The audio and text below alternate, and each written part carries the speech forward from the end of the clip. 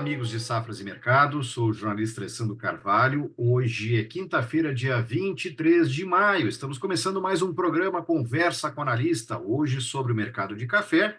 Estou com o nosso consultor para o café, Gil Barabacho, consultor de Safras e Mercado. E aí, Gil, como é que estamos? Tudo bem? Tudo bem, Alessandro? Mercado agitado, estamos aqui firme e forte tentando entender o que está acontecendo. É uma loucura, né, Gil? O mercado de café tá uma loucura. Vamos comentar bastante sobre isso. Eu digo para você, antes de fazer a primeira pergunta para o Gil, que você não pode mais perder tempo, tem que se inscrever em Safras TV, no YouTube, nosso canal. Todos os dias a gente tem um vídeo novo para vocês. Assim, eh, se inscreva, ative as notificações para saber desses vídeos atualizados diariamente. Deixe seu like, seu comentário que a gente responde para você em safras.com.br. Conheça a plataforma Safras. Todas as informações para o agronegócio lá estão. Nossa agência de notícias, o trabalho do Gil e dos nossos outros consultores para os mais diversos produtos do agronegócio. Não perca tempo, entre também em safras.com.br, conheça a plataforma Safras. Vou deixar no fim, na descrição do vídeo, também caminhos para você fazer a sua doação para o Rio Grande do Sul. Falo de Porto Alegre, onde infelizmente voltou a chover torrencialmente e seguimos alagados, mas firmes e fortes, como o Gil aí em Curitiba, perdão, Gil em Camboriú, Santa Catarina. Gil, vamos lá, vamos falar então do mercado de café. Tu tem uma tela para mostrar para nós aí de Londres e do café arábica na Bolsa de Nova York. Aí a gente vê aí que o mercado, tanto em Londres quanto em Nova York, né, teve duas sessões muito fortes de alta, né? O café robusta atingiu preços mais altos em 3 semanas na Bolsa de Londres e o café arábica em Nova York, preços mais altos desde 30 de abril também, mais ou menos 3 semanas. Gil, primeiro falando desse movimento de alta, né? Como é que a gente pode explicar ele? Hoje, bom lembrar que hoje o mercado deu uma realizada, mas não apagou todo aquele movimento positivo das últimas duas sessões antes desta quinta-feira, Gil. Sim, Alessandro, o que a gente está vendo é esse movimento intenso de alta, né? Esses ganhos recentes em Nova York e em Londres, né? Vou começar por Londres, que foi o gatilho inicial para esses ganhos, né? O que está mexendo com Londres? Ainda a questão do Vietnã. Voltou a chover, então essa chuva explica esse mercado ter se afastado das máximas, né, que alcançou no último mês de abril. Então ele foi aí desenhar um patamar mais baixo. A gente vê ali o café em Londres ele voltar para os patamares ali de 3.400, flertar com US$ 3.300 por tonelada, depois de ter batido ali a US$ 4.300 por tonelada, né? E daí, o que que aconteceu agora? Com o retorno das chuvas, ele voltou para esse patamar, mas o desenho que está acontecendo no Vietnã é o seguinte: as chuvas voltaram, né? Mas ainda elas estão abaixo do normal, né? Principalmente na região central, do Vietnã, uma região importante de produção. E essas chuvas irregulares nessa região, junto com esse atraso inicial da florada, ele está criando um ambiente de bastante pessimismo em relação à próxima safra de 2000, a próxima safra do Vietnã, 24, 25. É bom lembrar que a gente está no período de florada, né? Então, essa safra é que vai colher lá para o final do ano, para o último trimestre do ano.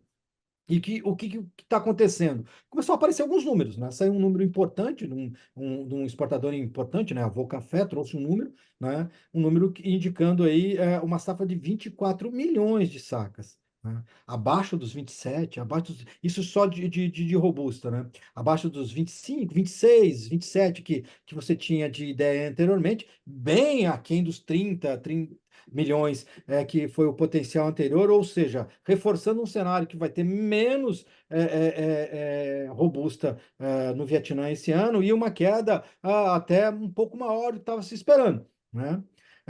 Essa é a projeção inicial e quebrando um pouquinho essa lógica esse otimismo, esse relativo otimismo que aconteceu depois das chuvas das últimas semanas. Então, isso aí foi um fator de sustentação para os preços e que, no caso, o Arábica em Nova York pegou carona nisso daí, né? Esse fator. No caso do Arábica, a gente tem mais um outro fator. Daí a gente vem para o Brasil. Então, a gente está falando de Vietnã, o segundo maior produtor, e daí a gente vem para o Brasil. No caso do Brasil, o que está acontecendo é a questão da nossa safra, que ela está avançando, a colheita está avançando, ela está avançando mais lenta no Conilon do que no Arábica, mas ela está avançando. Mas só que você tem ainda pouca disponibilidade de café no mercado, e no Arábica, alguns sinais em relação à safra mais miúda, ou seja, uma peneira menor. Isso aí também coloca aí os holofotes em relação a problemas na safra brasileira, principalmente em relação à questão da peneira. E a gente não pode esquecer que está entrando uma massa de ar polar, né? E uma massa de ar polar no Brasil, ela chama a atenção para o mercado de clima, para o frio no Brasil e para o risco que frio e geada no Brasil pode trazer para as lavouras de café. Então, isso aí só falando em aspecto fundamental, fora a questão técnica de rompimento de linhas e a questão financeira que também ajudou a dar impulso nesse movimento de alta aí. Gil, e a tua percepção aí do mercado em Nova York, que chegou a fechar na quarta-feira acima de 2,20 por libra-peso, mas já ficou ali ontem um pouquinho acima desse patamar, mas hoje já teve essa correção. Diante da colheita no Brasil agora acontecendo, o que precisa acontecer no mercado para que talvez o mercado volte a testar essa linha e até superar essa linha de 2,20 por libra-peso? Porque a gente sabe que tem uma pressão sazonal com a entrada da safra brasileira, daqui a pouco a gente vai comentar os números da colheita de café, e isso é um fator de pressão sazonal sobre as cotações, né, Gil? Mas tem aspectos aí que podem reverter esse cenário, não? Sim, sim, eu creio que o que tá no radar aí, Alessandro, é justamente Vietnã, no caso do Robusta, e aqui no Brasil, eu creio que você tem a questão da safra, que o avanço da oferta, que nem você falou, ele traz essa pressão, né? O que se esperava justamente na entrada da safra do Brasil era que esse preço se acomodasse num nível mais baixo, né? É maior oferta, principalmente de arábica, você vai ter mais oferta, né? Só que é o seguinte, tá entrando aí no meio dessa questão de safra chegando do Brasil, ela está entrando mais lenta do que está esperando. Você não está vendo uma afobação na hora da colheita por parte do produtor. Ele está esperando um pouco mais para entrar na lavoura. Normalmente, quando você tem mercado em alta, você vê uma atitude do produtor mais agressiva em relação a pegar, a colher e colocar esse café no mercado. A gente não está vendo isso esse ano, né? Isso também ajuda nesse contexto. E o fator, eu acho, que pode mexer com o mercado é clima, né? E clima, quando a gente está falando, é o seguinte: você tem a questão de seca agora. A seca você pode fazer por duas leituras. Uma leitura que é a leitura de isso favorece o andamento de colheita, é favorável em relação à bebida, mas por outro, se você ficar muito tempo sem chuva, você começa a comprometer o desenvolvimento da planta pensando em potenciais futuros de produção, né? Então, esse é um lado. E o outro questão de clima, que para mim, o que deve mexer mais é o inverno, é o frio. A gente está saindo do El Ninho, vindo para um Laninha, né? E daí essa mudança, essa transição de fenômeno, normalmente traz o quê? Clima mais seco e frio, né? E isso aí deve favorecer a entrada de massa de ar polar e tornar o inverno mais arriscado para as lavouras de café. Dentro E desse cenário todo mesmo, aí, né, Gil, mesmo não tendo efetivamente geada, só a chegada da massa de ar polar já traz o mercado de clima, já traz muita volatilidade, né? E vai trazer oportunidade para o produtor, né, em e é isso momentos. mesmo que está. Exatamente, Alessandro, é isso mesmo que está mexendo com a cabeça dele. Ele aproveitou a alta que teve em abril para se capitalizar, ou seja, ele vendeu mais café, a gente teve um fluxo de venda mais acelerado ao longo de abril, tanto de café disponível, tanto é que você deu uma esvaziada nos armazéns, e também com relação à posição com safra 24. Então, ele está mais capitalizado para esperar a chegada da safra. E tanto é que nessa alta agora que a gente viu, você não está vendo um grande fluxo de negócios. O produtor está tranquilo, o comprador está esperando a chegada da safra e o vendedor não está vindo. Então você não teve um fluxo de negócio tão grande. E um dos fatores que também justifica isso do lado do produtor é isso que você está falando, né? A questão de que você está olhando para frente, a chegada do inverno, o inverno que pode ser mais arriscado, que pode trazer mais risco para a lavoura e vai trazer volatilidade para o preço e vai gerar oportunidade. Então, ele olha para esse mercado e vai dosando mais, acreditando e apostando com esse mercado de clima, o que esse mercado de clima ainda pode trazer de preço para ele, de oportunidade de venda para ele. E ele está fazendo isso mais tranquilo, mais calçado financeiramente, menos afoito em relação a fazer caixa para cumprir essas despesas de início de colheita, né? Porque ele já fez isso um pouco lá atrás, principalmente ao longo do mês de abril, né? Isso aí tá mexendo bastante com essa dinâmica de negociação, né? E traz esse recado para o mercado, né? Um produtor um pouco menos agressivo nessa chegada de safra. Lógico, se passar o risco de frio e à medida que você não tenha, passe esse risco de frio e começa a aparecer mais café no mercado, é natural que você tenha essa pressão sazonal. A gente está bem no começo da colheita ainda, principalmente de arábica, né? Ainda não tem essa pressão tão grande de oferta. Mas, de certa forma, é um início que não estava se esperando para o mercado, né? Normalmente se espera com o começo da colheita, mais vendedor no mercado, preço mais achatado, e o que a gente está vendo é um preço subindo e menos vendedor no mercado do Gil, que se esperava. só um outro comentário também aí, né? Que a gente tem ouvido, né? Tem conversado, também é a questão de alguns entraves aí para as exportações do Brasil, alguns atrasos. Todo mês no relatório do Secafé, Conselho dos Exportadores de Café do Brasil, vem ali um comentário, né, de que, olha, apesar dos problemas de atraso de navios, escassez de contêineres e outros aspectos aí de entraves logísticos, o Brasil vem tendo desempenhos muito bons nas exportações. Mas é um fator que o mercado a gente tem lido, tem acompanhado, que o pessoal tem citado como um aspecto autista também, em que pese, né, lembrando, o Brasil venha mantendo um ritmo muito forte nas exportações, inclusive em abril, se não me engano, acho que foi o mês de abril de melhor desempenho das exportações brasileiras para o mês de abril, agora no último mês. Então, é uma questão que o mercado também está de olho, né, Gil? Sim, sem dúvida, essa questão logística mexe, porque o que que acontece? Você faz uma programação para receber esse café. Se você tem atraso na saída do container, né, do embarque desse café, isso aí acaba comprometendo toda a programação, né, e gera uma instabilidade no mercado, e isso acaba também gerando esses momentos, esses movimentos aí de alta por conta dessa sensação de desabastecimento devido ao atraso da chegada do café, sem dúvida nenhuma. Isso mexe. O que a gente está, o que tá bem para pegar desse comentário que você fez é que o interessante é que esse mercado ele está firme, está forte em Nova York, mesmo com o fluxo elevado. Vamos pegar café arábica.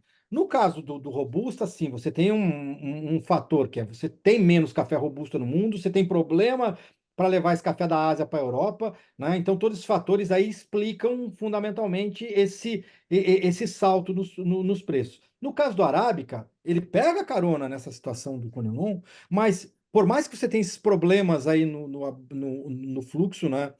Na nossa logística em relação ao embarque, ainda assim o Brasil está todo mês está saindo um volume bastante significativo de café aqui. E daí a gente também está pegando ali alguns números, algumas sinalizações, né? Saiu agora o relatório do Adido do USDA para a Colômbia, em que ele revisou a safra passada para cima e aumentou a próxima. Então, quer dizer, ele trouxe as duas safras, a safra de 23 e a safra de 24, acima de 12 milhões de sacas de novo. Lógico, não é um crescimento tão grande, a Colômbia chegou a produzir 14 milhões, mas estava em 11, né? Então você coloca mais café da Colômbia no mercado também, né? E isso tudo aí indica o seguinte, que o fluxo de arábica no mundo não está comprometido. Né? Então, quer dizer, não é por falta de curto prazo, não é por falta de fluxo de café arábica que esse mercado está sumindo. Ele está mais em cima dessa situação do robusta e também algumas incertezas. E daí entra a questão do mercado de clima e talvez essa questão aí da logística comprometendo embarques futuros dentro de um cenário de chegada de safra do Brasil também pode entrar nesses fatores que ajudam a explicar um pouco esse avanço dos preços. Mas em termos de fluxo de abastecimento, a gente não está vendo a falta de café arábica no mundo, não. Bem pelo contrário. Legal, Gil. Vou te pedir só para tu tirar o compartilhamento para a gente mudar o rumo da prosa. Vamos falar da colheita. O Gil, e se você é assinante, você sabe, o Gil, nas quintas-feiras agora, tem revisado os números de avanço, de evolução da colheita do café no Brasil. É um dos tantos serviços que prestamos e que está lá na plataforma Sapres. Então, Gil, levantamento fresquinho, que saindo do quentinho, saindo do forno. Temos Exato. até o dia 21 de maio, Gil, 15% da safra 24 e 25 já colhida, percentual que supera o mesmo período do ano passado, que nessa época era 12%, mas está alinhado com a média de 5 anos para este período. Peço que tu comente aí esse índice e nos fale aí, no caso do Arábica, do Conilon, como é que está a situação. Olha, o Conilon tá, você começa mais cedo a colheita, ele está um pouquinho mais adiantado, né? Mas ele está mais adiantado do que o Arábica, mas comparativo à média normal, a colheita de Conilon desse ano ela tá abaixo, tá desacelerada em relação à média. Ela se alinhou na última semana, ela teve uma evolução boa nessa última semana, e daí ela estava atrasada em relação ao ano passado, na semana passada. Agora, nessa semana, alinhou com o ano passado, mas ainda continua um pouquinho atrasado em relação à média, né? Então, é aquela questão da maturação mais tardia que levou a um início, ao produtor entrar na colheita um pouquinho depois e explica esse começo atrasado dos trabalhos de colheita. O clima seco ele vem contribuindo, ele vem favorecendo os trabalhos, né? Principalmente do arábica, você também está vendo, no caso do arábica, diferentemente do conilon, os trabalhos estão mais acelerados. Então, você teve uma maturação mais rápida, né? Então, o café ficou pronto mais cedo do que esperava, e esse clima seco está favorecendo os trabalhos de colheita e a colheita de arábica ela está mais adiantada, né? Em relação ao Conilon, um fato interessante, né, do mercado, do Arábica ainda tem muito pouco café rodando, né, porque a colheita ainda está bem no início. Mas esse pouco de café que está rodando, essas amostras que estão chegando para a negociação, elas estão indicando o quê? Um café mais miúdo, com uma peneira menor. Isso está gerando aí um certo receio em relação, principalmente, essa questão da qualidade, principalmente do tamanho de grão da safra do Brasil, né? Se pode ou não, até eventualmente mexer em relação ao número de safra por conta disso. Mas agora, a princípio, a ideia é problema de peneira, ou seja, pode ser que a gente tenha menos o percentual de peneira graúda do que a gente tem normalmente numa safra, e isso aí pode mexer com aqueles embarques de café de peneira 17 e 18, que são as peneiras mais graúdas, você tem menos café com esse tamanho para ser exportado e daí gerar alguns prêmios para esse tipo de café, do embarque desse tipo de café. Por enquanto é isso, mas a gente está bem no início ainda, tem que esperar um pouco mais para fazer esse cheque. No caso do Conilon, o que a gente está vendo, a colheita está avançando, mas esse café que está chegando de Conilon, está chegando no mercado de Conilon, ele não está indo para venda. Ele está indo principalmente para compromisso de embarque. A gente está com um fluxo grande de exportação nesse início. Lógico, a gente está preenchendo essa lacuna deixada pelo Vietnã, né? Então, tem muito café do Brasil sendo comprado e embarcado já agora para suprir essa necessidade da indústria, principalmente da Europa, Estados Unidos, que usam esse café e estão comprando aqui no Brasil por conta dessa deficiência do problema logístico e da deficiência de oferta no Vietnã. Então, esse café que está chegando no mercado agora está indo muito diretamente para cumprir compromisso de exportação. Então, não está aparecendo no mercado, o que reforça aquela sensação de falta de café e que também, de certa forma, ajuda com esses preços mais valorizados. Beleza, só citando aqui os dados do levantamento de safras e mercado, Conilon 22%, Arábica 11% até o dia 21 de maio. E a gente, englobando aí os números gerais, é 15% da safra 24 e 25 colhida. Hoje, o reta final agora, tu estavas comentando antes que o produtor aproveitou bastante negociações em momento positivo no mercado em abril, depois deu uma segurada, né?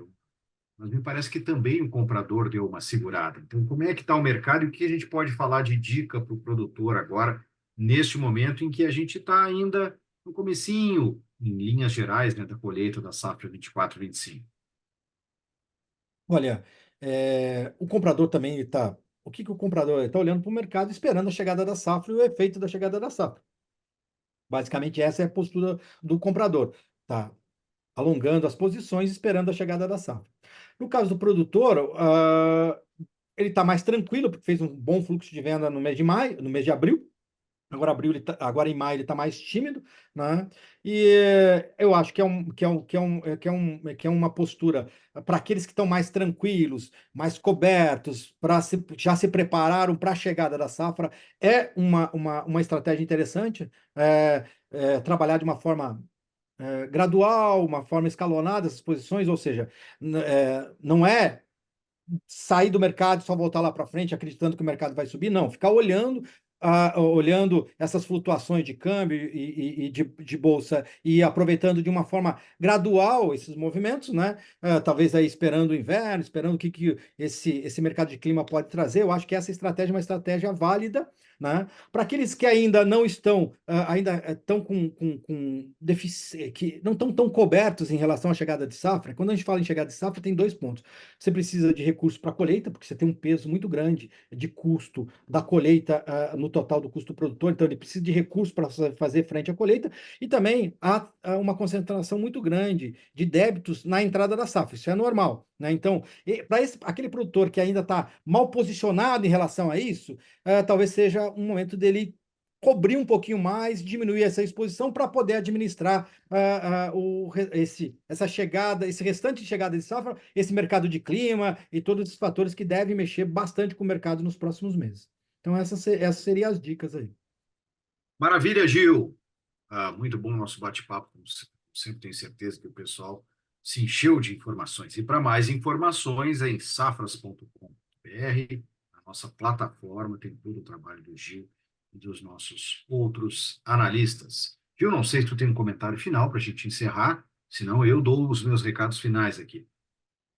Não, seria isso, Alessandro. É? Ficar atento, dar uma olhada, conhecer a plataforma, vocês vão gostar, tem bastante coisa lá, bastante coisa interessante na plataforma, desde informação, análise, a parte de consultoria, vídeos, podcast, todo o trabalho da nossa agência de notícias, que o Alessandro aí faz parte desse time magnífico, tem lá, é uma agência direcionada para o mercado de agro, né? Então é muito para preço, para mercado mesmo, então tem bastante coisa interessante lá. Esse seria o meu recadinho final, né? Aproveite, Que olhem, né? maravilha! Sim, que é bom.